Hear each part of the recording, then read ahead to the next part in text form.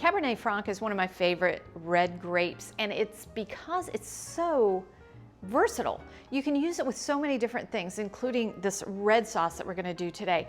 I love Cab Franc with a chicken parm, with an eggplant parm, and today we're going to make eggplant parmesan.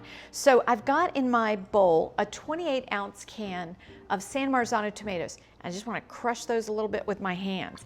So let's just get in there and really crush them well. You don't want a super smooth sauce for this, but you also don't want enormous chunks of your tomatoes.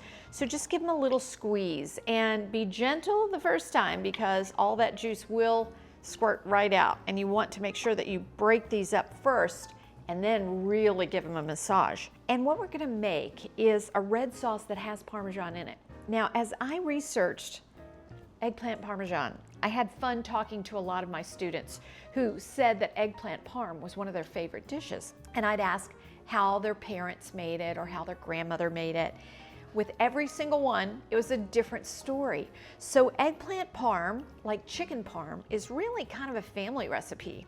And I want to respect that. So I am going to create this using a lot of the ideas that my students gave me. I have some Parmesan cheese that's just freshly grated, and I'm gonna put that in my sauce.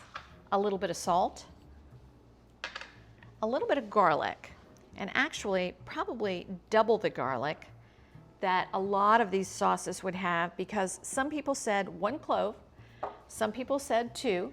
I'm gonna use 2. And then I wanna take some fresh parsley and some fresh basil and put in here.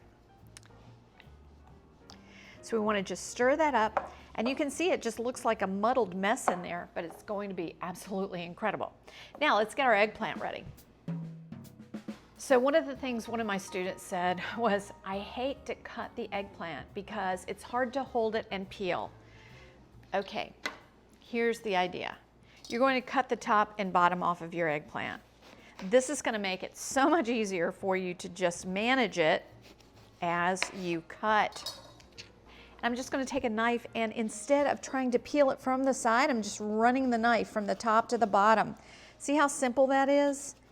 And it really saves a lot of time in trying to peel your eggplant.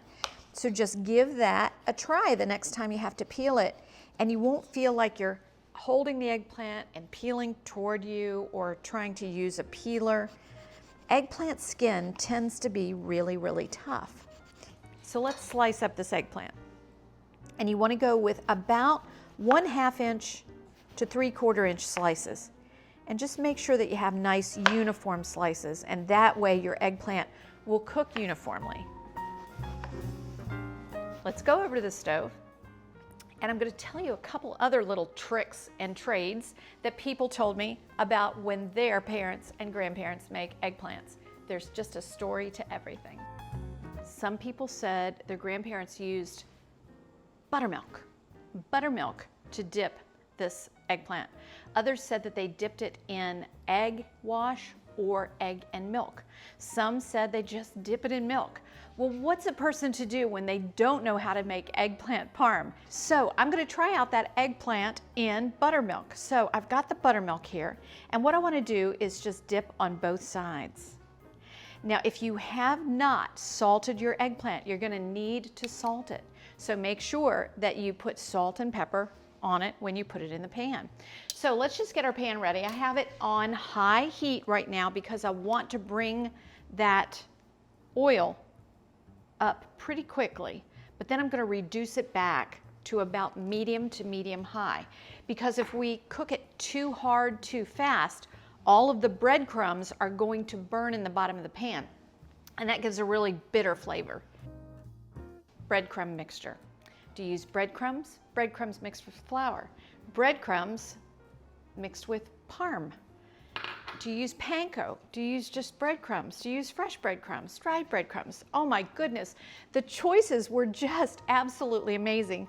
I had more fun talking with students about this than I have ever had trying to create a recipe. So here we're going to take this eggplant and just turn it, and we're going to put it over in a dried Italian breadcrumb that has a little bit of Parmesan in it.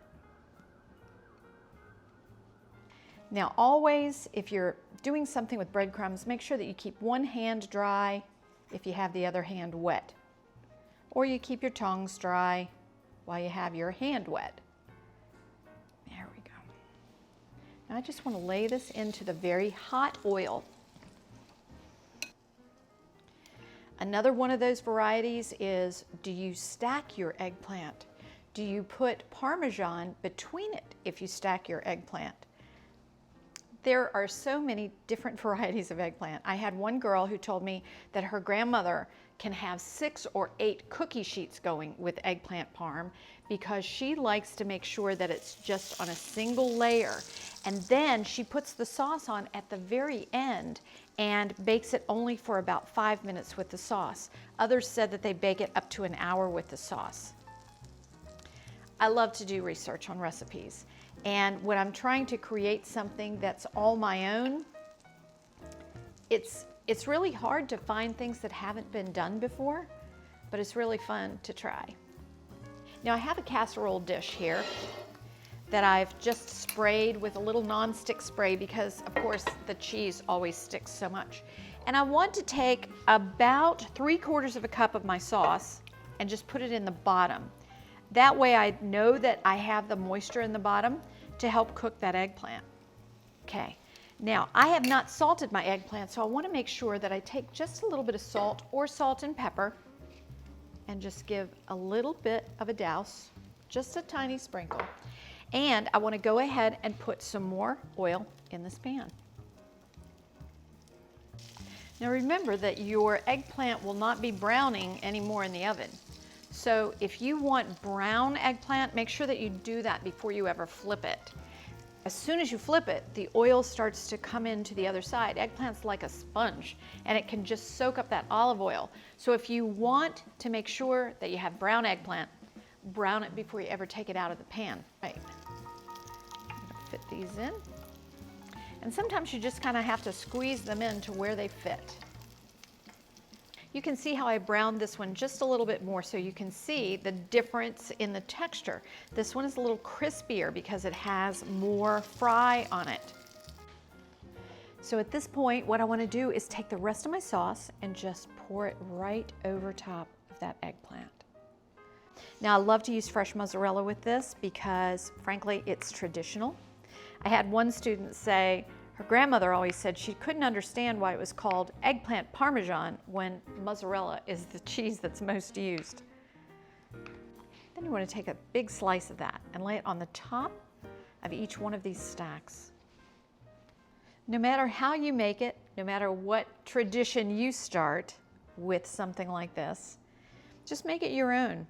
Do all of those things that you want your recipe to have.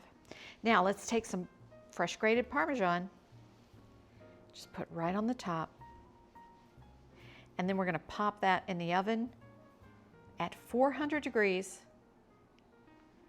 for about 25 minutes, and you're going to have a bubbly, delicious, successful dish. This is Cabernet Franc. Now Cabernet Franc, remember, is the father grape of Cabernet Sauvignon. It's rich, but it's also not super, super bold. So it has a wonderful bouquet, great, great flavors. Get a lot of berry. Oh, and it's perfect with tomato, eggplant, and even with chicken. That is so good. This on any Saturday night Italian dinner table, you're going to love it. So, I hope you enjoy this recipe and some great Cabernet Franc.